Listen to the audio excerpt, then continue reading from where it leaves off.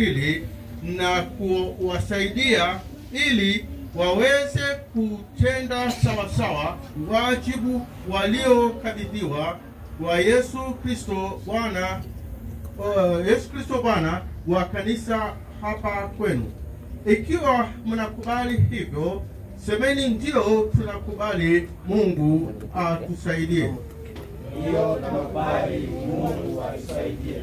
Naomba mseme ndio ninakubali, Mungu atusaidie. Ndio ninakubali, Mungu atusaidie. Eneo hili la kanisa limefunguliwa leo kama maeneo mengineyo yoyote ya dayosisi, nalo linaagizwa kutii daima katiba ya mwongozo wa kanisa la Kiinjili la Kilutheri Kenya, dayosisi ya jimbo la Mashariki ya Kati Kenya, inayohusu imani ya msingi wa mafundisho ya dayosisi hii, ambayo yanasema, wacheni kwanza tupate katibu wa dayosisi atupe maneno.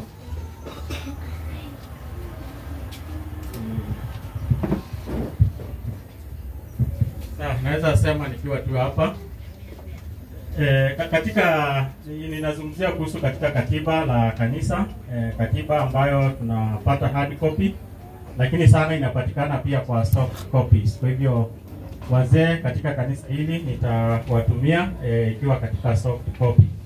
Kwa hivyo inajaribu tu kuonesha kuhusu jinsi congregation inapasa kuwa, ya kwamba inapasa kuwa na watu ambao wamefika 30, na kwamba inapasa kuwa na wazee wa kanisa ambao wameweza kuchaguliwa, na kwamba wanapasa kuwa wanafanya mikutano ya kanisa na mikutano mkuu wa halmashauri katika kanisa ama katika congregation.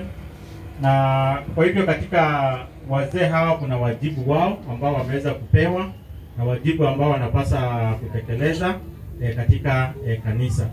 Kwa hivyo kwa sababu ya muda naona sitaweza kusoma yote kwa sababu ya muda, lakini soft copy tutaweza kuwapatia ili kuweza kuona wajibu ambao hupo kwa ajili ya wazee wa kanisa ambao wapo kazi na majukumu yao ambao wanapasa kutekeleza. Na pia kuna mambo ambayo ni muhimu sana ambayo inaonekana hapo. Kuhusu kwanza kuangalia neno la Mungu lihubiriwe katika ukweli na katika msingi ambayo ni wa neno la Mungu, neno la Mungu kuhubiriwa katika hali ambayo ni ya ukweli.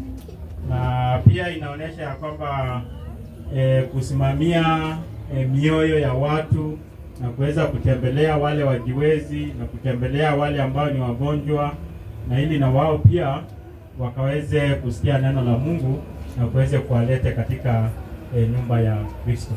Kwa hivyo nafikiri Mungu apate kusaidia kanisa hili ambalo tunalifungua leo rasmi, na kwamba wazee hawa watasimama